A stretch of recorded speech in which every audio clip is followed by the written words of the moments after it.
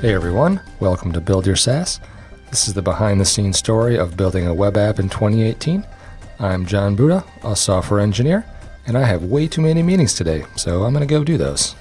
All right, thanks, John. I'm Justin Jackson. I am the other co-founder, and you are following along as we build Transistor.fm. Man, December is really an odd month, isn't it? It's really busy. You know, you're winding down projects for the year, maybe trying to madly spend your budget for the year. By the way, if you're trying to spend your year-end budget now, might I recommend podcast2019.com.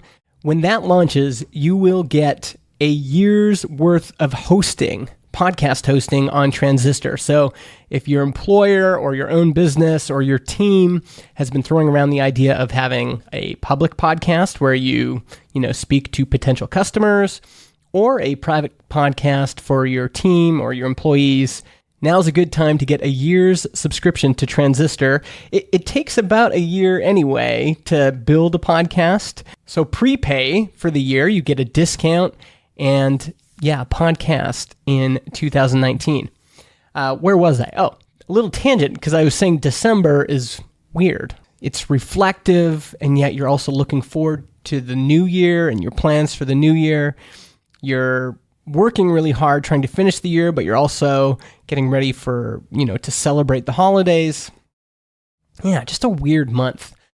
For all of you folks that want to build a software business, are building a software business, or have been doing it for a long time, I've got a good topic for this week. It's all about the different types of customers.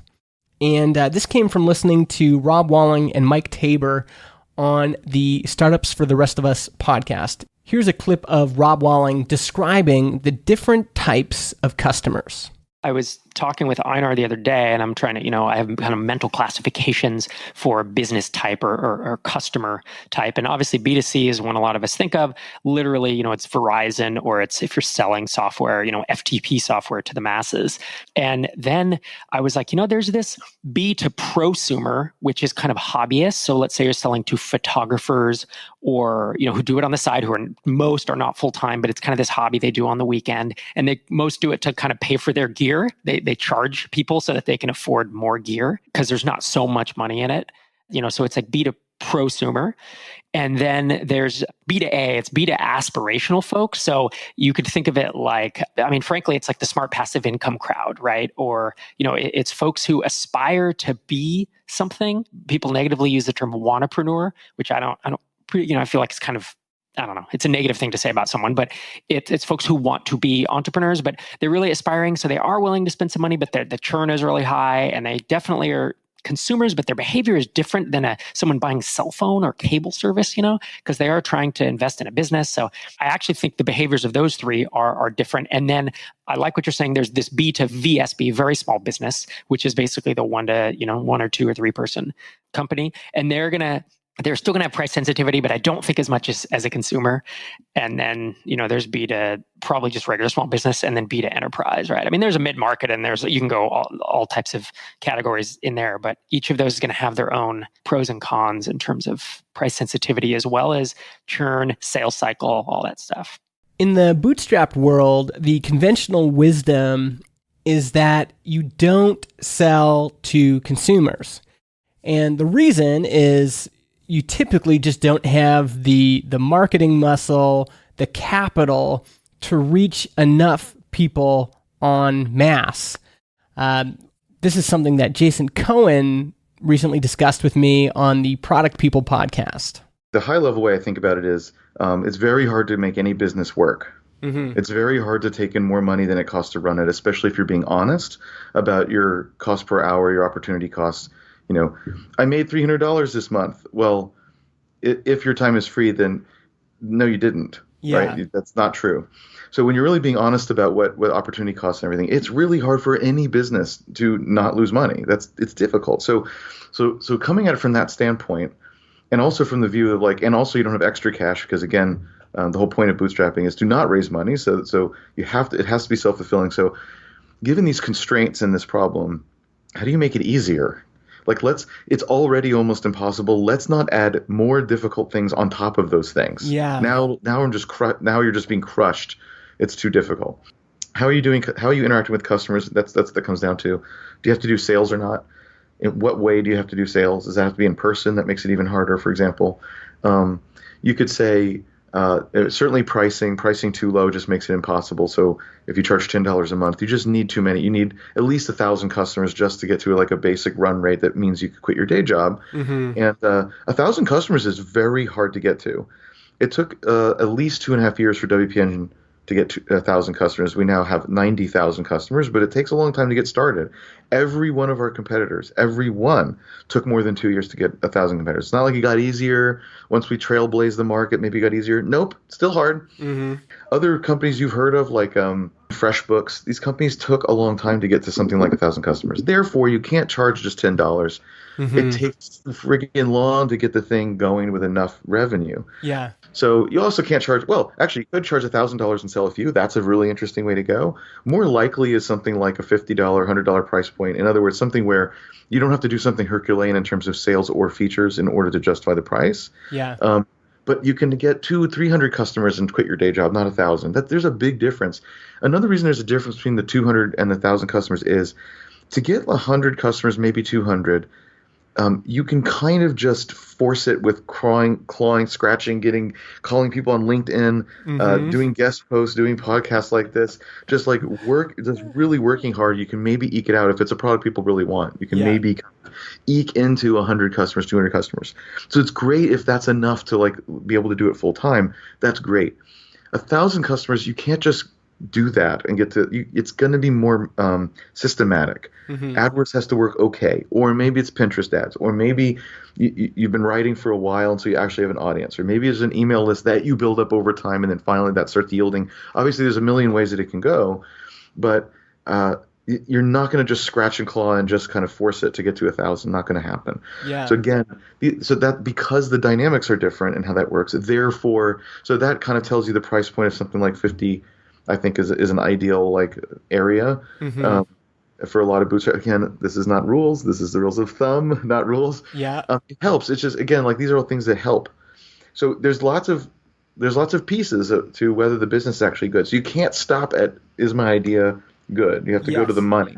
So as 2018 comes to a close, this is an interesting time to consider both these things, what Rob is saying and what Jason Cohen is saying for Transistor.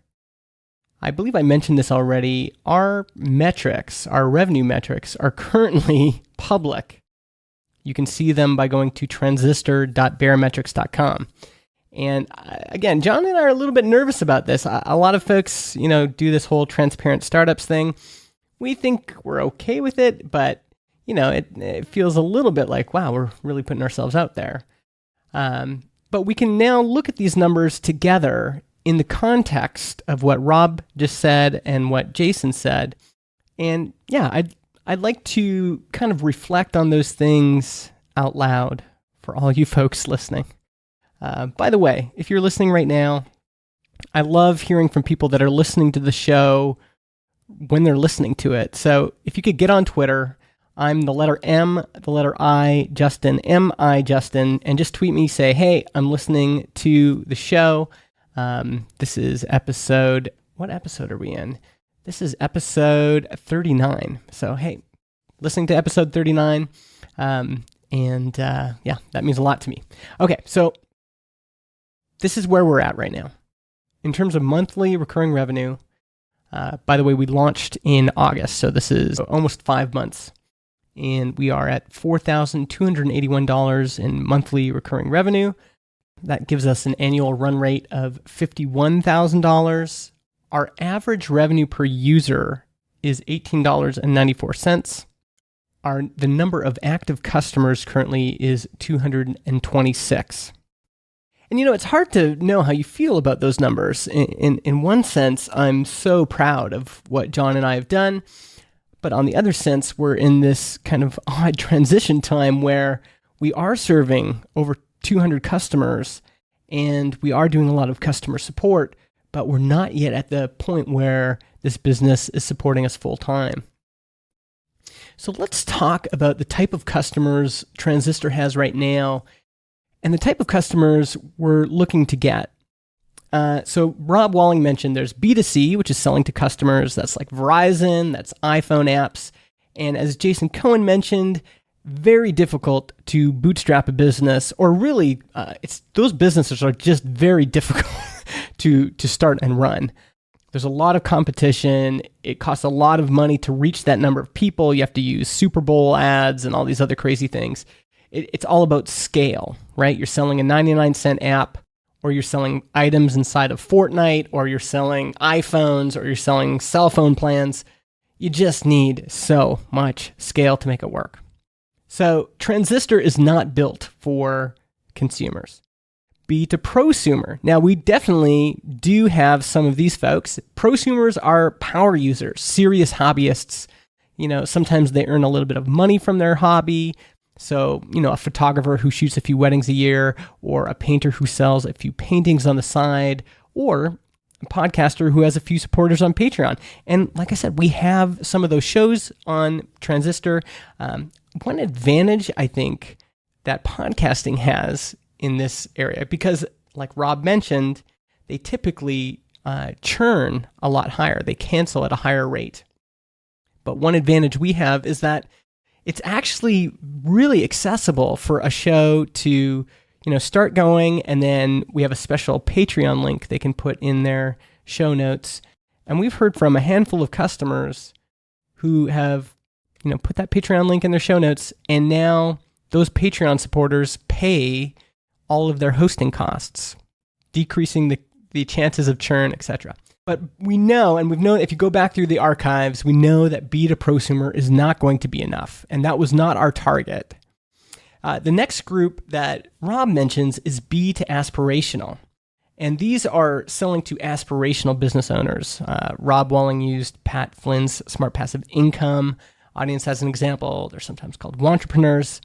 These are folks who are willing to invest money in this new idea they have, but they don't yet have sustainable revenue coming in, and a lot of these businesses will fail, making them not great customers, especially if you want to build a solid business. The three groups that John and I have been interested in from the beginning are the next three. B to very small business, so this could mean selling to solopreneurs, teams of 2 to 3 people. This is, your freelancers, but this is also folks like Mike Vardy, who runs the Productiviest podcast here on Transistor. He has a sustainable solopreneur business. Taylor Jackson Photography, a sustainable solopreneur business. We have Jason Resnick, a sustainable solopreneur business. They make great customers. And, those three folks in particular want to build trust with a specific audience, and they know that podcasting is a great way to do that. So we found them to be amazing customers. They're very loyal. They get a lot of value out of the platform, and we have a ton of them. Out of those 200 some customers, the majority of them are in that $19 tier we have. The next level up from that is B to small business. And again, these are loosely defined terms, but imagine teams between 10 and 100 people. So we have customers in this group. Cards Against Humanity, I'm guessing, has 30 people. Drift.com, the chat widget people, they're a Transistor customer. I think they have 10 to 15. Profitwell is a customer. They have maybe even 30 employees. When I got interested in doing a podcasting platform, this is the group that interested me because I saw some trends converging. I saw all of this data we were getting about the effectiveness of podcast advertising and how valuable the podcast listener has become. I'd also seen how a lot of businesses had used podcasting to reach an audience, to grow an audience, to earn trust with an audience, and that had a tangible business benefit. Basecamp has a podcast, Kickstarter has a show, also on Transistor. There's all of these teams that fit this kind of small business category, and they make amazing customers. They're the ones that are going to pay $49 or $99 or maybe even more once we have the feature set to serve them. But already, even without all of those kind of bigger features, they're already joining Transistor because we have support and features for teams. We have really great analytics that we built specifically for teams that need to report at meetings. And like Jason Cohen mentioned in the interview, usually the smaller the company is, the more instant the tech support is. Yeah. Ironically, support is amazingly good at small companies. The other thing that's been great about that particular market, these small business folks, is often the founders really resonate with our story. They hear this show, or they see a blog post I've written, or they see me speak at a conference, or they might be talking to John in Chicago. They resonate with us on a personal level, and we have a big network of these folks. Here's a good example of this. Matt Netcow at Ionic. Ionic has about 40 people, I think. Him and I have known each other for a long time. He started following my blog. He'd subscribed to my newsletter. We hung out in Slack. And then he starts doing marketing for Ionic. And they want to do a podcast called Bet on the Web. And who do they choose? Well, they choose Transistor. So this market is great for us. And it's definitely our customer segment that I would like to grow. And particularly in the $49 tier and the $99 tier, I have some ideas around some features. Like, we've been listening to these customers. We know these folks. And so for 2019, we have a pretty good idea about some really valuable things we could add to Transistor for that group.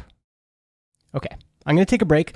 I need to talk to you about our sponsors, but to do that, I'm going to add this. This is free music by Joseph McDade. Go to josephmcdade.com. He didn't ask me to do this, but everyone's looking for good music for their podcast, and this is free music. Right now I'm using a track called Backplate. So I'm going to keep this running, and I'm going to tell you about this new course that Ross over at podcastinsights.com has just created. It's a 10-day how to start a podcast series. And in it, you'll learn some of the reasons people don't start podcasting. You should know that right away. How to figure out what to podcast about, tips and tactics to figure out episode ideas that people want to hear, tips for choosing a podcast name. A lot of people get stuck there. Basically, wherever you're getting stuck, this is the series for you. It's delivered daily over 10 days. You can find it right on the homepage of podcastinsights.com. Also, I want to tell you about alitu.com. That's ALITU.com. Really, the hardest part about podcasting is often the editing, the recording, the producing, making it sound good. This is what Alitu does. It removes all of that tech mumbo jumbo that you don't need to know, and it takes care of the processing, editing, and publishing for you. Go to alitu.com and try it out, especially if you've struggled with the editing piece before. Go try it out. They have a really cool blocks editing system. I've tried it, and I really like it. And thank you to both Alitu and podcastinsights.com for being premium Patreon supporters. All right, so back to our discussion. So far, we've gone through the different types of customers, the different classifications, everything from B2C all the way to B to enterprise, although we haven't really talked about the enterprise space yet. And there is an enterprise play in podcasting. This would be companies like Omni Studio, Backtracks.fm, and Megaphone.fm. And this is another thing I observed that made me interested in podcasting right now, is that there are companies going after the enterprise space. Megaphone starts at $99 per month for their professional plan. They also have an unlisted enterprise plan, and I have no idea how much that is. Backtracks is $39 to $199 per month. Omni is $99 per month. Here we have providers in the audio space going after larger businesses, bigger agencies, bigger podcast networks, radio networks in some cases, and in Megaphone's case, using dynamic ad insertion tech. There's a lot of opportunity there. And Transistor isn't there yet. We're not really at the place where we can play completely in that field, but we can definitely compete with Megaphone at that $99 tier. We have plans to offer dynamic ad insertion. We're calling it dynamic content insertion or dynamic call to action. And it's something that our customers are asking for, and we have a kind of a unique spin on it. So it feels like there's opportunity for us to move upmarket as well. And we already have a little bit of evidence that says there's something here, both because these companies exist, but also because we're seeing some of our customers sign up for those $49 and $99 plans, and we have a good idea of what they want. This is the kind of thinking that John and I are doing right now. And by the way, we're not doing this thinking alone. In fact, in the last couple weeks, I've really been struggling through some of this, and I reached out to a group of people. Actually, this is funny. You know who these people are? They are former podcast guests that I've had on any number of my shows, and since they've been on the show, we've developed relationships. And so I wrote David Hannemeyer Hansen an email. I reached out to Rob Walling. I reached out to Nathan Barry. I reached out to Josh Pigford. I reached out to Jason Cohen. All of these folks have come around and given me great advice. And none of that would have happened without podcasting. I have all of these smart people, looking at this business that John and I have created, and they're saying, this is looking pretty good. There's nothing guaranteed. This could still all fall apart. But where they are pushing me to look is, how are we going to get more of those $49 and $99 customers? What channels are we going to be able to use? We're probably going to have to look outside of the audience that John and I have built together. We're going to have to look outside of my personal audience. It's going to take something to get us from where we are now to where we want to be. If we add another 100 customers at $99 a month, that would be a big, big win. And going through this with all of you, I'm just standing in this room right now. It's 8:55 p.m. I'm the only one here at the office. It's neon lights over top of me. It's just me and a microphone. And I'm working this out. I'm just here by myself, but you're all listening. As I'm working this out, I'm encouraged. I'm encouraged by John and I's original thesis, which was podcasting is the best way for your brand to build trust with an audience. And I've seen this firsthand. In 2012, I started this show called Product People. And, it started just like any other show with just a handful of listeners. But eventually it hit 1,000 downloads per month. And then it eventually grew to 10,000 downloads per month. And as the listener count increased, I noticed something else. When I asked new customers how they had heard about me, about 75% would reply, "Oh, I listened to your podcast." And this has continued. I've had people come and visit me here in Vernon, jump on a plane and actually fly here, it's not easy to get here. And they do it because we've built a relationship over this medium called audio. And obviously, if you're listening to the show, you've seen this as well. Podcasting is powerful. Now, it still has a problem. It's hard. It's hard to do well. I'm convinced that it's one of the highest value channels a business can use to earn trust with an audience. But it's hard. On average, 80% of podcast episodes never get to even 1,100 monthly downloads. Only 5% make it past 8,000 monthly downloads.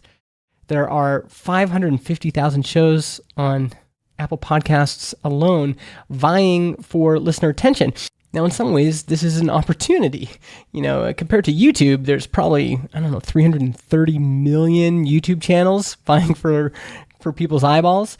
Podcasting still has lots of room to grow, but it's still hard. How do you get your show noticed? How can you produce something that is unique, compelling, interesting? There's also technical hurdles. What microphone should you use? Where will you host your RSS feed? How do you record remote guests? So there is lots of work to be done. There's lots of opportunity in podcasting right now, and it fires me up. Even in this little niche of podcasting that I'm kind of looking at, which is branded podcasts and personal brands that want to podcast, solopreneurs that want to podcast, any business that wants to use audio as a way of reaching their customers. We are interested in serving them. So in 2019, that's going to be Transistor's focus. We're going to be working with quality brands and helping them to achieve success with podcasting. And that is what podcast2019.com is about. If you are looking to create a show, if you have been listening to our journey and you've been thinking about your own business or you've been thinking about your employer and going, oh, I would love to start a show, but I don't know how, or I'm just not quite there yet.